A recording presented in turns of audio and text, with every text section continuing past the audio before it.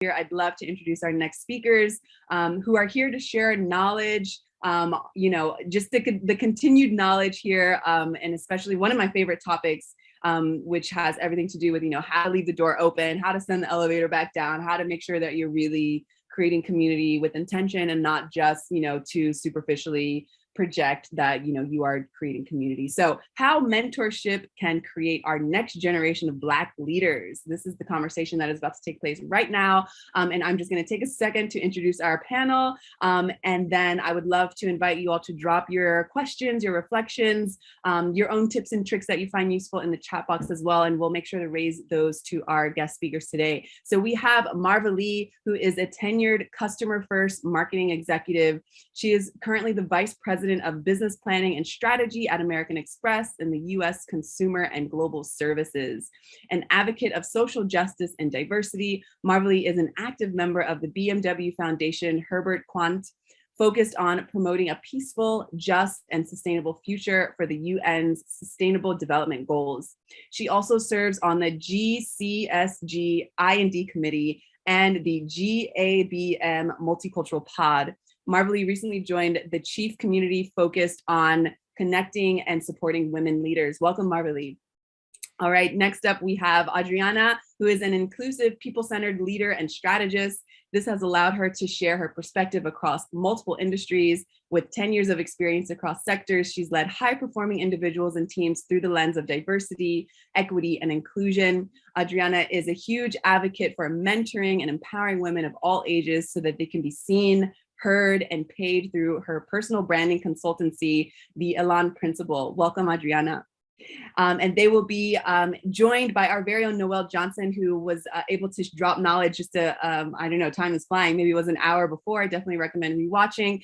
Noelle works here at Power to Fly. She is a global D&I strategist and trainer with over a decade of experience working in operations across industries and has been recognized for her expertise on mentorship and sponsorship. Noelle has been featured in Forbes, Fast Company, NPR, and more. All right, I'm going to pass the mic to you, beautiful ladies. Take it away. Thank you so much for being here today. Hello, everyone. Thank you so much for joining. I love what Mariella said about sending the elevator down. This is what this is all about with talking about mentorship.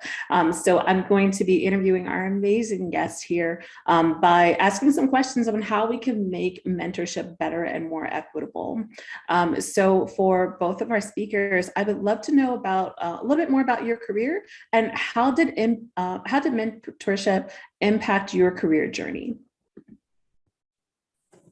Sure. I'll start with Marva Lee. Okay, good. And hi, guys. First of all, thanks so much for having me. I couldn't be more thrilled to be here. So, it's a great question. I love this topic of mentorship, right? It comes up all the time. And, I think regardless of where you are in your career journey, it's definitely one to pay attention to. So for me, as I was introduced, I'm the Vice President of Business Strategy and Planning at American Express in the U.S. Consumer Organization. Now, I've been with Amex since 2007, so I've had some long history here, and I feel fortunate enough that I've been able to hold 7 different roles in my time at American Express, right? And that spans B2B marketing, from figuring out how to bring more prospects into the door to understanding how we can deepen our relationships with customers and drive loyalty. In my current role, I sit in strategy and planning. And so one big piece of that really focuses on colleague and culture, right? In addition to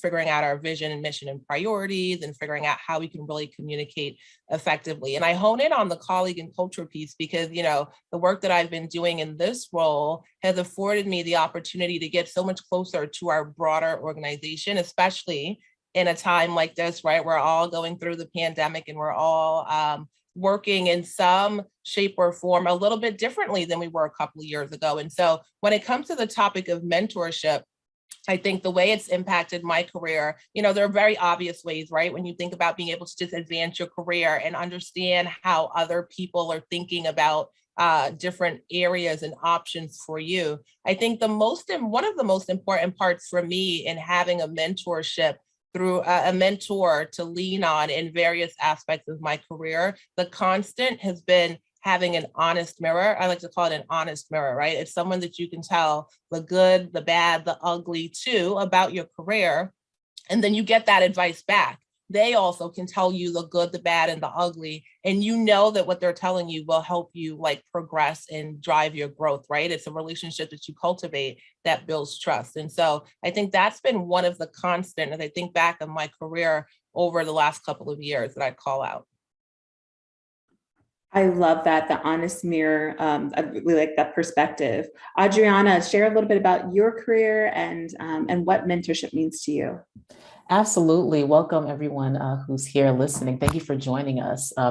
My career has spanned over several industries, and I would say most prevalently within the workforce development, professional development space, although again, it has spanned across several industries, and mentorship has played a role right from the very beginning, largely because the work that I was interested in, which was DEI, before I knew it was DEI, largely went unpaid, thankless, and very much grounded in striving for increased equity across the industries. Now, most recently, I'm currently in the advertising industry.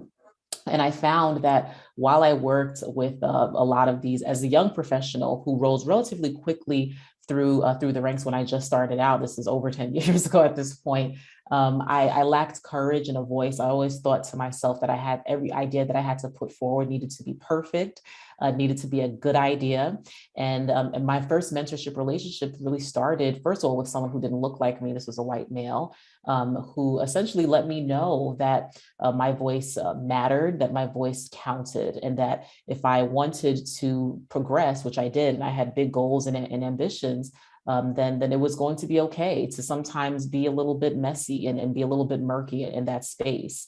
And so I like that phrase, having the honest mirror and an honest perspective, because that's what gave me the courage and empowered me to move throughout these different industries and to pivot my career a handful of times. And so at this point, mentorship, both being a mentor and having several mentors who are both in and outside of my direct role at work, has allowed me the courage to do things like start my own business, pivot in different careers, have a level of perspective that largely I wouldn't have been able to have, because I think, as a lot of people can relate, when you're working or when you're focused on a particular goal, it's very easy to have tunnel vision and to not have that objective perspective, that objective advice and guidance that truly has your best interest at heart.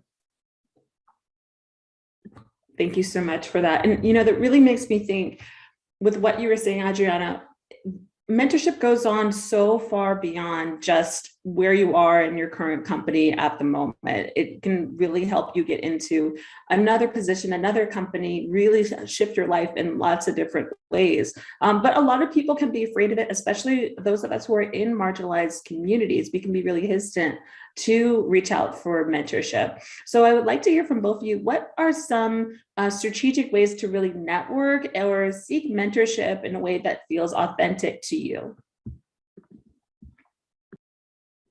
I can start that one also. So I think you're right? I think sometimes as women or underrepresented minorities, it doesn't always feel natural, right, to make connections and to network. But, relationships are at the heart of business.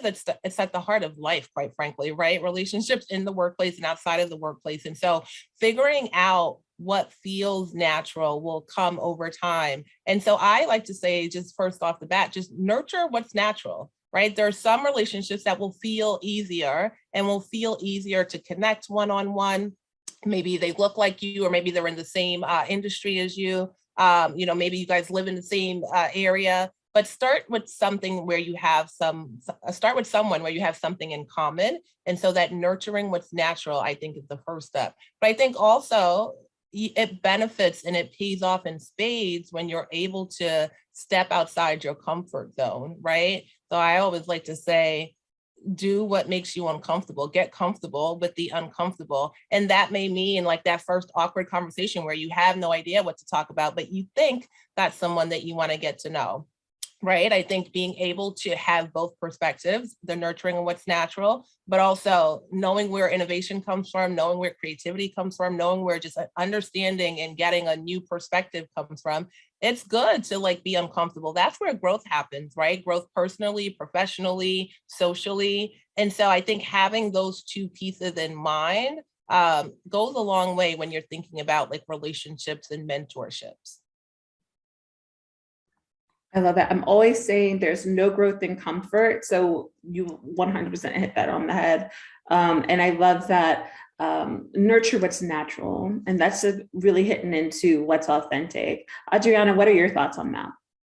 Yeah, I would say that I'll speak about it from two lenses. One would in terms of finding a mentor that's within the workplace. So if you are working with someone who may be your contemporary, so a colleague or perhaps a potential supervisor, being intentional about building that relationship.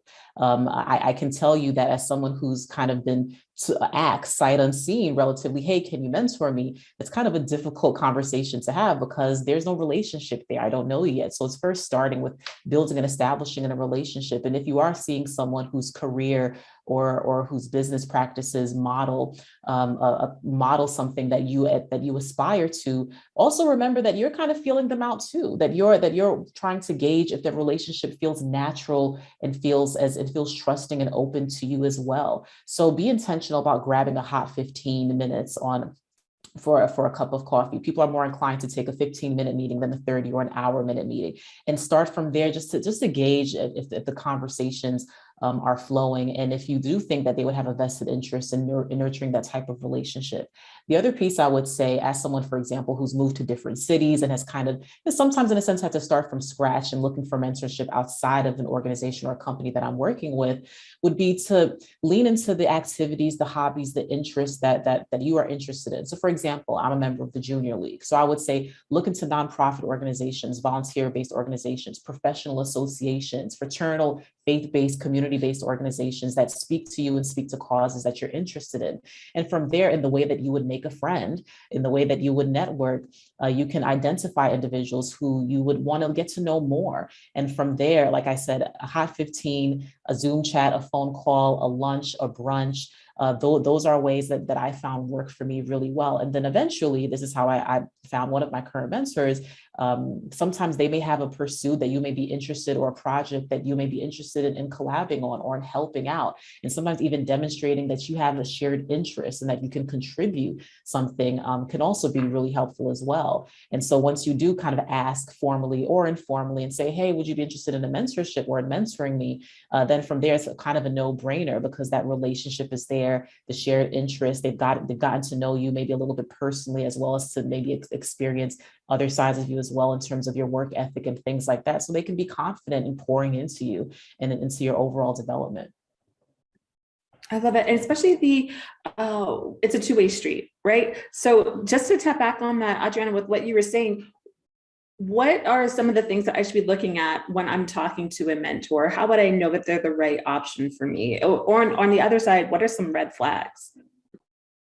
I would say that for one, mentorship spans well beyond just giving advice. So your mentor is not your supervisor or your manager, although they may give supervisory or managerial type of advice. Like, no, you may not want to write that kind of email, or yeah, I would suggest that you approach this project in this way. But it spans beyond that because again, this is that honest perspective. So they have a vested interest, or should have a vested interest, in your overall growth. Doesn't mean that they're your best friend. In some cases, mentors are very busy, so you might have standard weekly meetings or bi-weekly meetings or touch points, but you should feel, first of all, comfortable. You should feel as if you can trust them with your vulnerable moments, with the mistakes that you've made, with the navigating difficult situations. But ultimately, you should be getting something out of it in terms of thinking to yourself that you're not leaning on them as almost a crutch, where you feel paralyzed in making decisions and moves after having that type of relationship,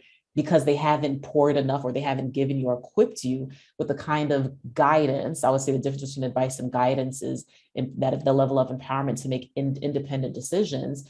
So you should feel as if you are now in a position, in a sense, to mentor someone else because of how they've directly shared their information with you and shared their resources with you as well. And I won't touch on this part, but there's also that distinction as well between mentorship and sponsorship. I could talk about mentorship and sponsorship all day, but we won't do that. We'll stay on mentorship. But Marley, did you have anything else to add there when it comes to green flags and red flags when speaking over to a potential mentor?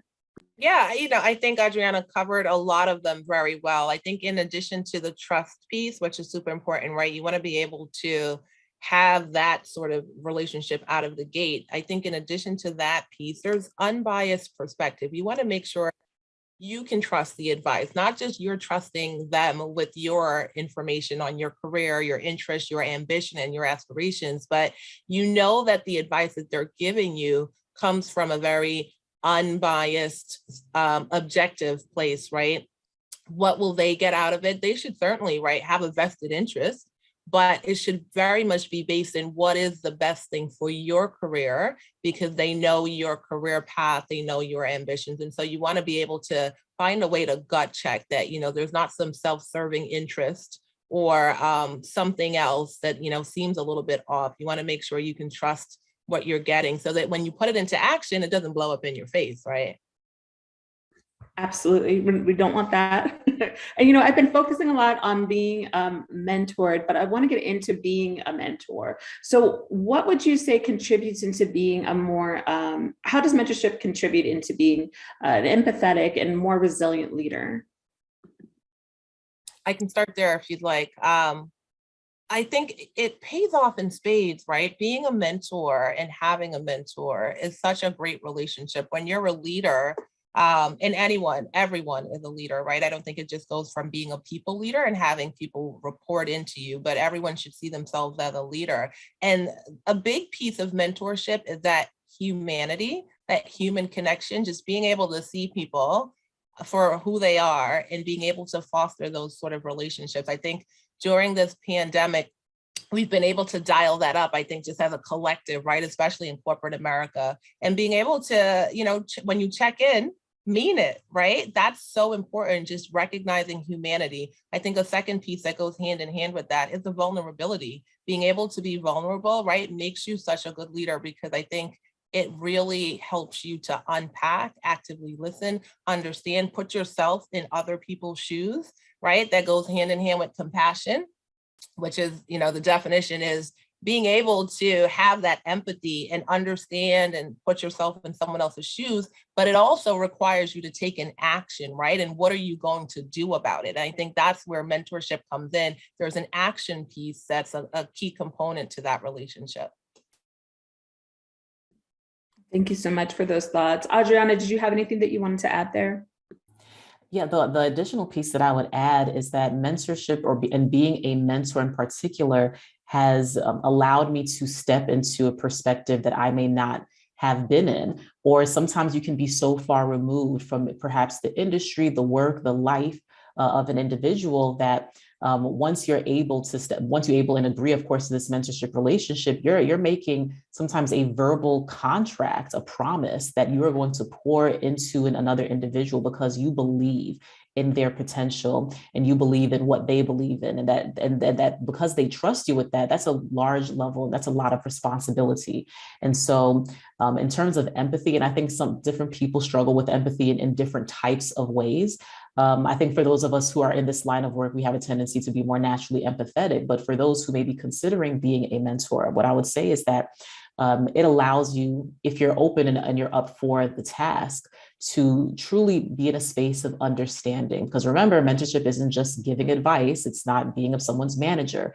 It's really listening and thinking through what this individual that you're mentoring wants and being supportive of that goal, while also lending your advice and your guidance and your experience to help them along the way. And I think as long as you have their best interests, not yours, but their best interests in mind, that you will naturally fall into being more empathetic. And as a leader in kind, most leaders will tell you that what makes them successful is being truly empathetic, and that allows them to have a level of influence because of that trust. Excellent. Trust is absolutely everything with these sorts of relationships. I appreciate those thoughts. If anyone has any questions, make sure to put that into the chat. We have about 13 minutes left and it's just flying by. But I want to really make sure that we hit home a little bit about yourself personally. So what are some ways that you have felt that mentoring has made you a better and more inclusive leader? And I'll start with Marley on that one. I think that's a great question. I think mentorship, to Adriana's earlier point, it helps you to, again, know what's happening around you, know what others are thinking. If the chances are, if the person you're mentoring has a question or sentiment or feeling, there are many others that feel that way. And so you sort of get a leg up of understanding what's going on in the culture, what's going on in the folks around you in your organization. And so you're able to use that to sort of figure out where you can continue to inspire and motivate folks, right? So it helps to build some of that. I also think when you're able to bring a bunch of different folks along and, people from various backgrounds and experiences, that's how you build inclusivity, right? And that begets creativity, that begets innovation. There's just so much more that you get out of diverse experiences. You're able to do more dope stuff, quite frankly, right? As a leader, if you're inclusive and you're looking and actively seeking out different types of experiences, you get that ability to do more dope things. And I think that's just one great aspect. Absolutely. And anything that you'd like to add there, Adriana? Yeah, I would add that as someone who does this DEI work, which is so rewarding and at the same time changes every day, right? So it's I would say fair to say that you can be a DEI expert last week and then this week you're no longer an expert because something has changed. You've learned new information. And part of that work is really leading with empathy, listening, and understanding. And so as a mentor, there's no better way to understand someone or someone's, be it because they represent or are part of different identities or communities, or just specifically with their particular experience, which has led, I can say definitively, has helped me understand how to be more inclusive in my hiring practices, in the way that I manage, the way that I transmit information, and the way that I may even think about policies from a broader standpoint, the perspective that I bring. And thankfully, in the work that I do now within, say, for example, advertising, which touches millions of individuals, I have to always lead with that perspective and always think and recognize that there's a high level of humility that I have to bring coming into this work, and knowing that what I know yesterday, I may not know today, and I don't know what I don't know. So I should always be in that space. Absolutely. We got some really great questions that came in from the audience. I'm going to make sure that I get these in. So a question that came through was, what are some of the signs that one should be on the lookout for to know that a person or a mentor is not going to work out? So we talked about that first 15 minutes, but how about when we've been working together, maybe 1 or 2 sessions? When do I know that I want to continue to try to work this relationship out, or this is just not really working?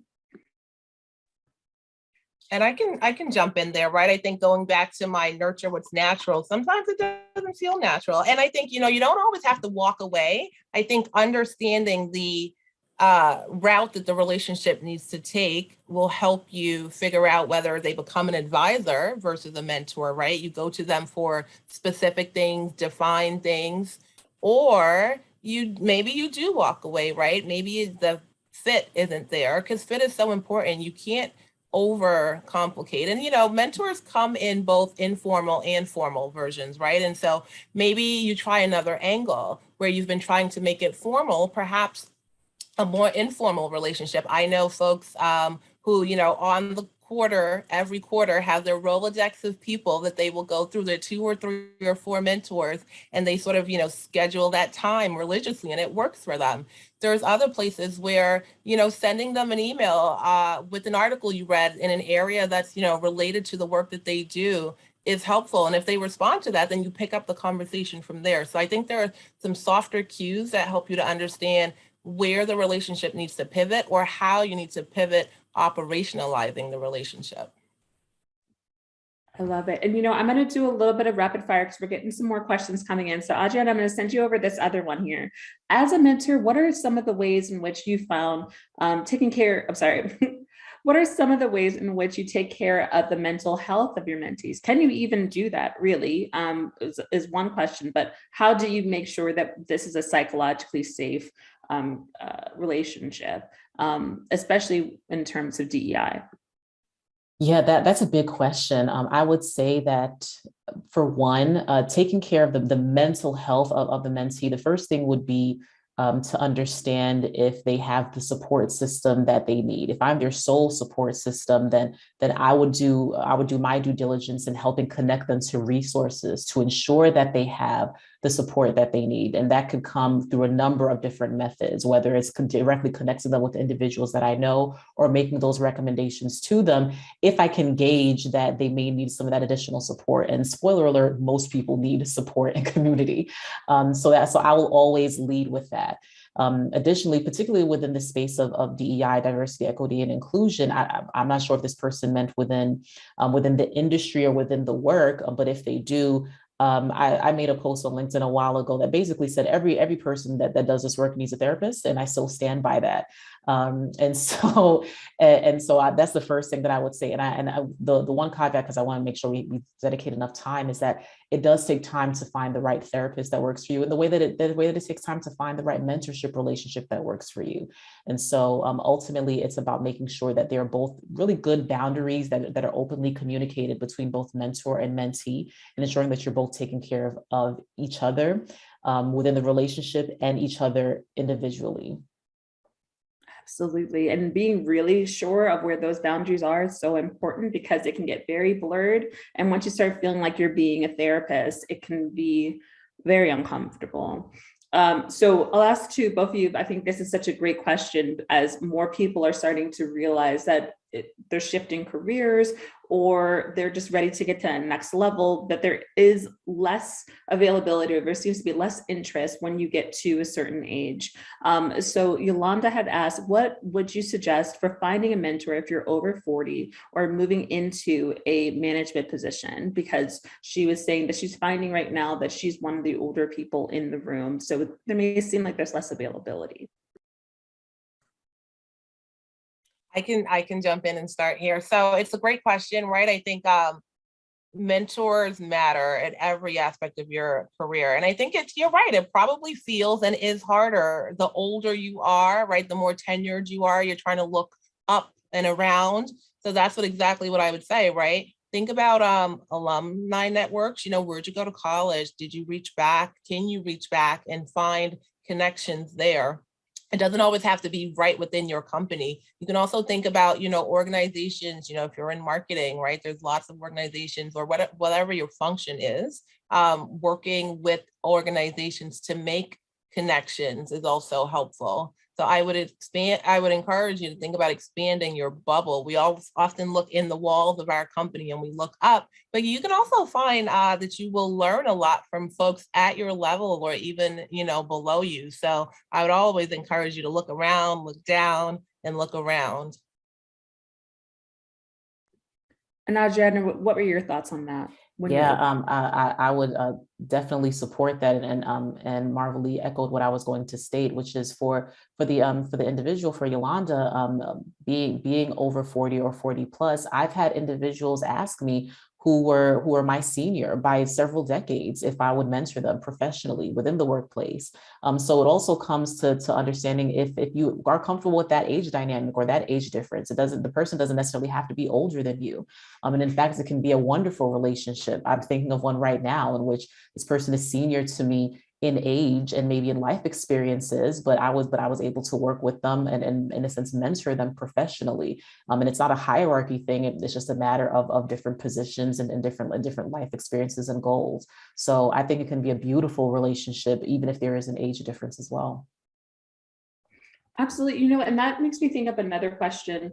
A lot of the times we're told if we're going to find a mentor that it should be somebody that has the same demographics as us, that has the same background as us.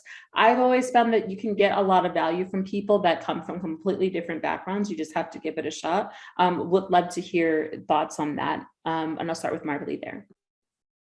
I think that's right. I think, as I look back, there are my mentors, informal and formal, are mostly women, right? And so I've been very intentional about finding more males, right? More men as mentors, because I think, again, I nurture what's natural, right? So I gravitate towards whether they look like me or things like that. But I think, there are differences, concrete differences in the way we think. whether as men and women. And so offering up that opportunity to hear a little bit more about, for example, I'm using men because, like I said, it's personal to me. I was looking for men to be more in my mentor circle. Finding ways that they think very differently is super enlightening, right? The way they approach going for a job or thinking about their career pathing or how they find sponsors and mentors and advisors is very eye-opening. So I do think there's value. There's tons of value that comes from opening up that natural piece and getting a little bit uncomfortable and learning from others, you know, whether they look like you or not, whether their experiences are like yours or not. Absolutely. And Adriana, I'll ask you the same question, but coming from a mentor, having a mentee that isn't from the same demographic as yours, is there value in that? And I'll give you just about a minute. I know that we're running short on time, so I want to make sure I can get your links up too. Absolutely. I currently have a mentee who comes from a different demographic than me, racially and ethnicity wise. And I found it to be a wonderful relationship. Speaking about that empathy piece and increased understanding, while they may have shared goals or there may be some similarity, which is why we have that relationship. I've been able to learn a lot more about their experiences because they are different than me and because there is a different demographic there. So I would encourage everyone to step outside of that comfort zone, because ultimately it's about the relationship and the level of trust and comfort you have in nurturing and growing that mentor-mentee relationship. Absolutely. Well, thank you everyone so much for your time. We're going to wrap up here. I wish that I had maybe another hour because I think this conversation is so important, but would love to give it back over to Mariella to let everybody wrap up here.